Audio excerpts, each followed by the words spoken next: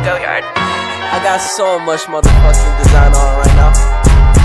Break it down, bring it back, make it clap. I got 3 old thoughts, new guap, wear that thing. Bitches on my line, and you know they come strapped. Hold up. Sejarah sistem informasi. Komputer generasi pertama ENIAC merupakan komputer pertama dengan wujud yang sangat besar, namun kinerjanya 1000 kali lipat lebih cepat daripada Harvard ke-1.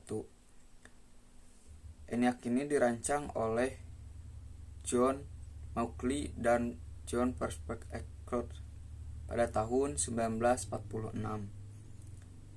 Pada tahun 1951, ENIAC berkembang menjadi UNIVAC.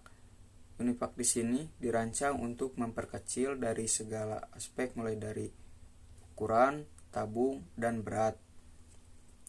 Lalu, pada tahun 1960, IBM berhasil mengembangkan memori inti yang mampu menjadikan tampilan komputer generasi kedua ini lebih kecil. Pada tahun 1965 sampai 1971 muncul komputer generasi ketiga yang mempunyai keunggulan menggunakan sistem informasi pertama untuk mengoperasikan berbagai program. Lalu pada tahun 1971 sampai 1980 muncullah generasi keempat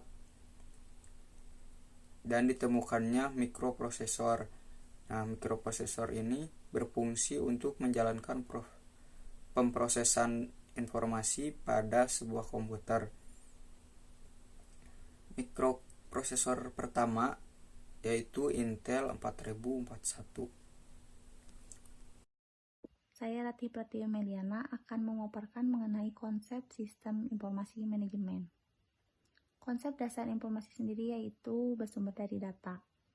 Data adalah angka dan fakta yang biasanya tidak bermanfaat karena volumenya yang terlalu besar dan belum diolah. Data yang telah diolah merupakan sebuah informasi. Informasi biasanya bermanfaat bagi orang yang menerimanya dan dapat dijadikan sebagai alat untuk pengambilan sebuah keputusan. Konsep sistem informasi merupakan sistem dalam sebuah organisasi yang mempertemukan kebutuhan pengolahan dan mendukung fungsi operasi dengan sifat manajerial di sebuah organisasi. Selanjutnya saya akan memaparkan mengenai siklus informasi. Siklus informasi sendiri menurut John Birch adalah gambaran secara umum mengenai proses terhadap data sehingga menjadi sebuah informasi yang bermanfaat bagi pengguna.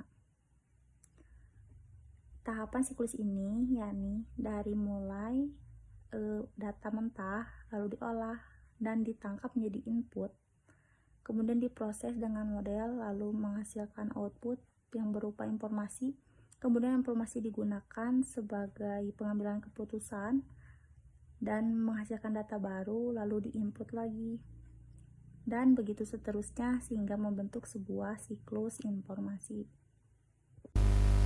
Halo semuanya, perkenalkan nama saya Muhammad Nur Fadilah dengan NIM 51122010001. Nah, tadi kan kita udah belajar nih tentang sejarah dan konsep dari sistem informasi manajemen itu. Jadi, apa sih sistem informasi manajemen?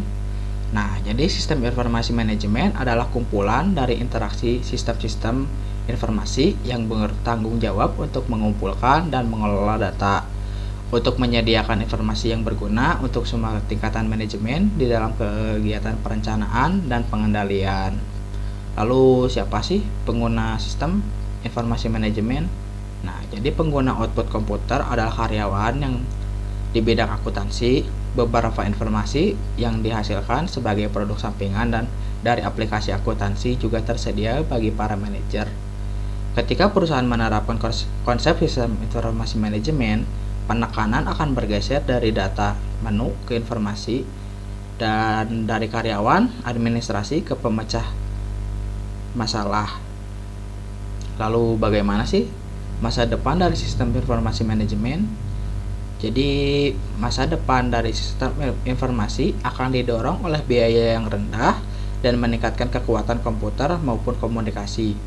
Kekuatan komputer diukur dengan kecepatan pemrosesan, kapasitas penyimpanan, dan keragaman alat input dan output.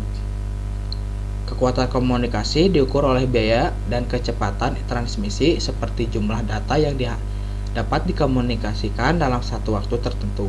Nah, sekarang kan kita sudah masuk nih ke revolusi industri 4.0, bahkan di Jepang sendiri sudah masuk revolusi industri 5.0, di mana segala kegiatan baik itu pengiriman informasi, transaksi keuangan, lalu fasilitas umum seperti kereta, busway atau pesawat dan lainnya diatur dan diproses dengan teknologi sistem informasi. Jadi segala kegiatan kita ke depannya tidak akan jauh nih dari dan bahkan berdampingan dengan yang namanya sistem informasi sendiri. Lalu, di dalam sistem informasi ada yang namanya sistem informasi global. Sistem informasi global ini merupakan sistem informasi yang berbasis komputer yang melintasi batas-batas negara, di mana perusahaan multinasional dengan sistem tersebut bisa mengintegrasikan seluruh kegiatan perusahaannya seperti penyusunan strategi pelaksanaan operasi antar perusahaan induk dengan perusahaan cabangnya, di mana perusahaan cabangnya ini tersebar di berbagai negara lainnya. Sistem informasi sangat berperan penting pada perusahaan multinasional. Apa sih perusahaan multinasional itu? Perusahaan multinasional adalah sebuah perusahaan yang beroperasi lintas produk, pasar, negara, dan juga budaya. Perusahaan multinasional terdiri atas perusahaan induk dan sekelompok anak perusahaan. Anak perusahaan tersebut dapat tersebar secara geografik dan masing-masing dapat memiliki sasaran, kebijakan, dan prosedurnya sendiri. Selanjutnya adalah contoh perusahaan multinasional yang sudah menggunakan sistem informasi global. Salah satu contoh perusahaan yang sudah menggunakan sistem informasi global adalah Apple. Siapa sih yang nggak tahu Apple? Apple merupakan perusahaan yang berasal dari California, di mana ia bergerak di bidang elektronik, perangkat lunak komputer, serta layanan online. Seperti yang kita tahu, bidang elektronik Apple terdiri atas iPhone, tablet yaitu iPad, kemudian ada laptop berupa MacBook, ada media player yaitu iPod, dan jam tangan yaitu iWatch. Kemudian ada TV yaitu Apple TV. Kemudian dalam perangkat lunak komputer itu sendiri, Apple memiliki macOS, iOS, lalu ada media player iTunes, web browsernya Safari, dan ada iLife dan ada iWork. Sedangkan layanan daringnya itu sendiri meliputi iTunes Store, App Store iOS, Mac App Store, ada Apple Music, dan juga ada iCloud. Tantangan-tantangan dalam mengembangkan sistem informasi, yang pertama adalah kendala politik, yang kedua adalah rintangan budaya dan komunikasi seperti pembatasan pembelian dan impor peranti keras, lalu pembatasan pemrosesan data, dan pembatasan komunikasi data. Yang ketiga yaitu adanya masalah-masalah teknologi, yang keempat yaitu kurangnya dukungan dari manajemen atau anak perusahaan. Selanjutnya, Strategic Planning for Information Resource atau SPIR, yaitu pengembangan bersama dari perencanaan strategis untuk kedua perusahaan dan jasa informasinya. Mengembangkan dua rencana bersama-sama berarti bahwa rencana perusahaan akan mencerminkan pemberian dukungan pada jasa informasi dan rencana jasa informasi akan mencerminkan tuntutan bagi masa yang akan datang bagi sistem pendukung. Sekian presentasi dari kelompok kami. Terima kasih.